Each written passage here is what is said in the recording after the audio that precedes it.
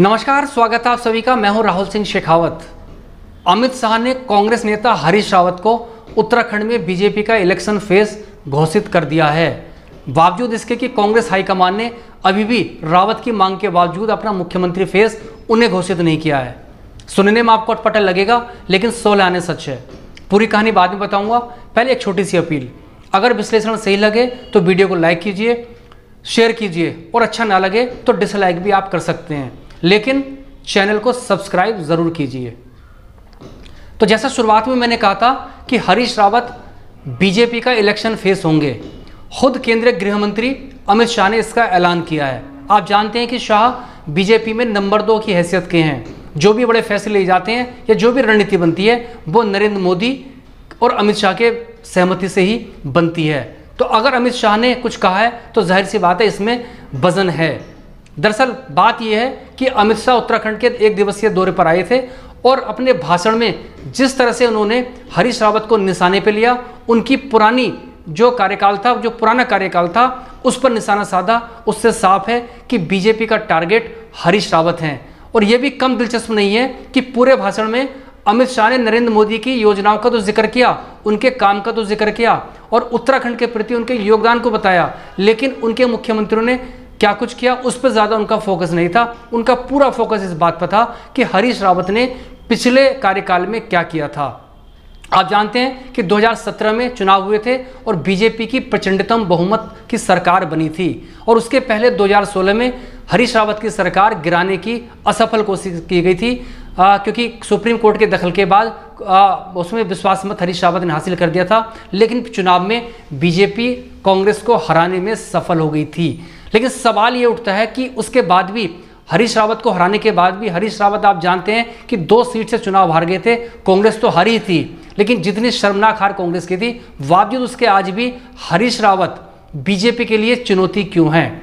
तो ये अमित शाह की जो बात से लग रहा है कि एक तरह से उन्होंने अपने कार्यकर्ताओं को जो भाषण उन्होंने दिया था, एक रैली थी, रैली में उन्होंने एक तरह से कह सकते इनडायरेक्टली संदेश दिया है कि हरीश रावत को टारगेट करो। उन्होंने जो जिक्र किया उनकी पुराने कार्यकाल का, आप जानते हैं कि चर्चित रहा था एक डेनिश शराब, उसका जो प्रमोशन था उसका जिक्र किया, जुम्मे की नमाज का जिक्र किया था, और एक स्टिंग, कथित तौर पे एक स्टिंग हुआ था, उसका जिक्र किया था। उन्होंने बताया कि किस तरह से तुष्टीकरण हरीश रावत करते रहे हैं और सरकार बीजेपी की आएगी तो ये चीज़ें खत्म होगी। हालांकि उन्होंने इस बीच में नाम पुष्कर सिंह धामी का इंडायरेक्टली जरूर लिया, या ये कह सकते हैं कि घोषित तौर पर कह दिया कि जो काम बचे हैं वो पुष्कर सिंह धामी आगे पूरे करेंगे। और नरेंद्र मोदी ने तकरीबन 85,000 करोड़ के काम उत्तराखंड में अलग अलग तरीकों से किए हैं।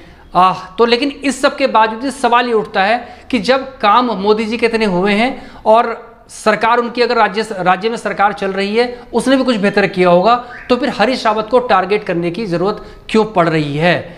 दरअसल वो जानते हैं कि कांग्रेस में या कि उत्तराखंड में एक नेता के तौर पे हरीश रावत सबसे ज्यादा लोकप्रिय हैं, अपार्ट फ्रॉम पार्टी पॉलिटिक्स और कास्ट एंड क्रीड। तो ये लगता है कि यही शायद रणनीति उनकी है कि हरीश रावत को टारगेट किया जाए। और दूसरी बात, इसमें एक चीज मुझे और नजर आती है, सीधे तौर पे तो यही है कि हरीश रावत को टारगेट करो क्योंकि वो लोकप्रिय नेता हैं या कांग्रेस के बड़े नेता हैं।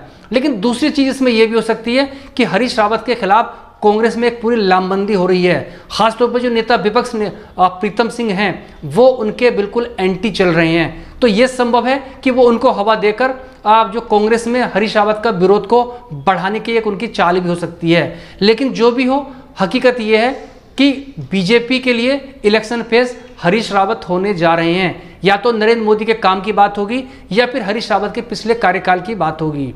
आपको बताना चाहूंगा कि 2017 में जब चुनाव हुई थी, उसके बाद हरीश रावत ने, क्योंकि हार वो स्तब्धकारी थी, हरीश रावत ने उस हार की जिम्मेदारी ली थी और साफ कहा था कि हार मेरी व्यक्तिगत है और मैं इसकी जिम्मेदारी लेता हूं।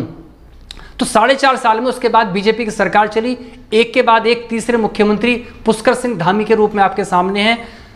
सबसे शुरू में त्रिवेंद्र सिंह रावत को मुख्यमंत्री बनाया था। तकरीबन 4 साल पूर्व का जो जश्न होना था, उससे बमुश्किल हफ्ता भर पहले उनको हटा दिया गया था। उसके बाद तीरथ सिंह रावत, जो कि गढ़वाल के सांसद हैं, उनको मुख्यमंत्री बनाया गया था। लेकिन बमुश्किल 4 महीने में कथित संवैधानिक अड़चन की बात कहकर उनको भी चलता कर दिया गया। उसके बाद युवा मुख्यमंत्री के तौर पे पुष्कर सिंह धामी को आगे लाया गया है। यह सच है कि पुष्कर सिंह धामी आने के बाद जो निगेटिविटी थी या जो बहुत एंटी माहौल था उसमें थोड़ा ब्रेक लगा है, ये कह सकते हैं कि फर्क आया है। लेकिन बावजूद उसके जिस तरह से अमित शाह का भाषण था या अमित शाह ने हरीश रावत को टारगेट किया, उससे साफ है कि उनको लगता है कि कहीं ना कहीं हरीश रावत हार के बावजूद भी, पिछले चुनाव में हारे थे, उसके बाद 2019 के लोकसभा चुनाव में भी बहुत बुरी तरह से हारे थे, आज भी चुनौती उनके लिए कांग्रेस से कहीं ज़्यादा हरीश रावत हैं। ये बात भी बतानी पड़ेगी आपको कि जिस तरह से बीजेपी ने इलेक्शन की फील्डिंग की है, अजय भट्ट जो नैनीताल के सांसद हैं जिनसे हरीश रावत चुनाव हार गए थे, उनको केंद्र में मंत्री बनाया है। पुष्कर सिंह धामी खुद कुमाऊं से आते हैं और अजय भट्ट हैं वो भी कुमाऊं से आते हैं। आप जानते हैं कि उत्तराखंड 2 हिस्सों में बटा हुआ है, कुमाऊं और गढ़वाल, तो हरीश रावत भी कुमाऊं से आते हैं। यानी हरीश रावत को घेरने का पूरी तरह से प्लान इस रूप में भी किया गया था। और अब अमित शाह ने जो था फॉर्मली एक तरह से कह सकते हैं कि अपने कार्यकर्ताओं को ये संदेश साफ दे दिया है कि आपके लिए चुनौती हरीश रावत हैं, क्योंकि वो खुद टारगेट किया है। तो आप जानते हैं कि बहुत सारी बातें इशारों में होती हैं, हाथी के पर्दे के पीछे ये बात छन के आती रही है कि बीजेपी हरीश रावत को टारगेट करेगी, लेकिन औपचारिक ऐलान के बाद जो है ये बिल्कुल साफ हो गया है कि पूरा टारगेट पे जो रहेंगे, निशाने पे रहेंगे, वो रावत ही रहेंगे।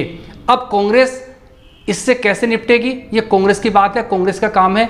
तो बीजेपी ने अपना जो था एक तरह से रूपरेखा या ब्लूप्रिंट तैयार कर लिया है। उन्होंने पूरा भाषण में, दिलचस्प बात यह है कि अपने भाषण में इस चीज़ का जिक्र किया था कि हरीश रावत के राज में एक कथित जो शराब थी डेनिस, उसका प्रमोशन हुआ था, और उसके बाद जो था एक जुम्मे की नमाज जो छुट्टी देने की बात आई थी उसका उन्होंने जिक्र किया था, और एक स्टिंग हुआ था तो उसका भी उन्होंने जिक्र किया था। उसके बाद हरीश रावत ने भी जवाब देने में देरी लगाई थी। उसके बाद उन्होंने प्रेस कॉन्फ्रेंस आयोजित की और सीधे तौर पे उनके जो तमाम जो सवाल थे उनका जवाब दिया। एक बात और चीज़ है कि उन्होंने चुनौती दी थी कि जितना काम पिछले 4.5 साल में उत्तराखंड में हुआ है, मैं चुनौती दी थी कांग्रेस को कि किसी भी चौराहे पे आएँ और आके डिबेट कर लें। तो हरीश रावत ने उस चुनौती को स्वीकारते हुए कहा कि मैं अकेला ही वोट हूँ, जिसको आना है आ जाइए, काम पे ये बात कर ली जाती है। तो ये एक स्थिति उत्तराखंड की बन रही है। तो हरीश रावत ने जो सवाल थे या जो कटाक्ष अमित शाह ने किया था तो उसका जवाब दिया है। जवाब उन्होंने डेनिस का कहा है। उन्होंने कहा कि तयशुदा प्रक्रिया के तहत उसकी ब्रांडिंग की गई थी या उसको कह सकते हैं कि अवसर दिया गया था, और उन्होंने सवाल उल्टे बीजेपी को किया है कि आज 4.5 साल बाद भी वही जो ब्रांड है उत्तराखंड में बिक रहा है। और जहाँ तक जुम्मे की नमाज वाली छुट्टी का सवाल था, उन्होंने कहा कि सरकार आपकी है, जो उसका कहीं जियो अगर हो, शासनादेश हो, तो उसको सार्वजनिक कर दिया जाए। तो ये एक तरह से कह सकते हैं बिल्कुल कन्फ्रंटेशन की आज शुरुआत हो गई, और काम पे उन्होंने तमाम तरह के सवाल खड़े किए हैं। उन्होंने कहा कि जो काम हुए थे, जिनका वो दावा कर रहे हैं, वो ज़मीन पे कहीं साफ तौर पर नज़र नहीं आते हैं।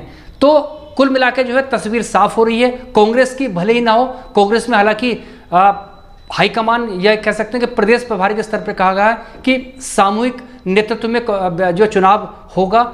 हरीश रावत ने मांग की थी कि मुख्यमंत्री का फेस घोषित होना चाहिए। उससे फ़ायदा ये होगा कि बीजेपी मोदी के चेहरे, जो मोदी का जो चेहरा आगे करती है, जैसे पिछले चुनाव में किया था, उससे बच पाएगी। अगर लोकल चेहरा होगा, कोई चेहरा पहले से घोषित होगा, तो मुद्दों पर बातचीत हो सकती है, क्योंकि आप जानते हैं कि बीजेपी नरेंद्र मोदी के नाम पर ही चुनाव लड़ती रही है। और खुद अमित शाह ने अपनी पूरी रैली में या तो हरीश रावत को टारगेट किया या नरेंद्र मोदी का जो सरकार का जो तमाम जो काम किए हैं, उत्तराखंड में जो तमाम योजनाएं हैं, या उनकी उन्होंने बात कही है। अब ये देखना पड़ेगा कि कांग्रेस, उनके इस हमले के बाद जो चीज़ तस्वीर साफ हो रही है, कांग्रेस इस पर रणनीति क्या तैयार करती है।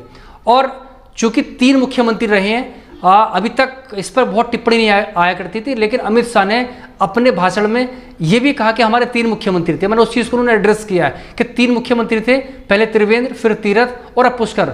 बोले तीनों ने जो था नरेंद्र मोदी के जो विजन थे उसको उत्तराखंड में उतारा है। तो इस तरह से आप कह सकते हैं कि उत्तराखंड की जो सियासी बिसात है वो बिजनेस शुरू हो गई है।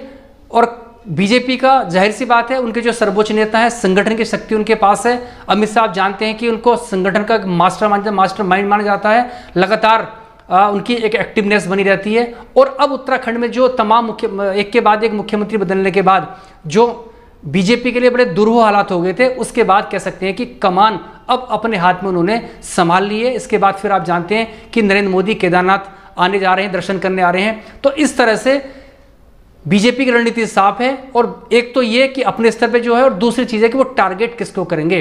अब ये देखना है कि कांग्रेस इसका पलटवार या कांग्रेस इसकी बीजेपी की इस रणनीति के जवाब में अपनी रणनीति किस तरह से आगे बढ़ाएगी। क्या मुख्यमंत्री के तौर पे हरीश रावत को चेहरा घोषित करेगी, या फिर जो अभी तक की उनकी एक लाइन है सामूहिक नेतृत्व में चुनाव लड़ेगी।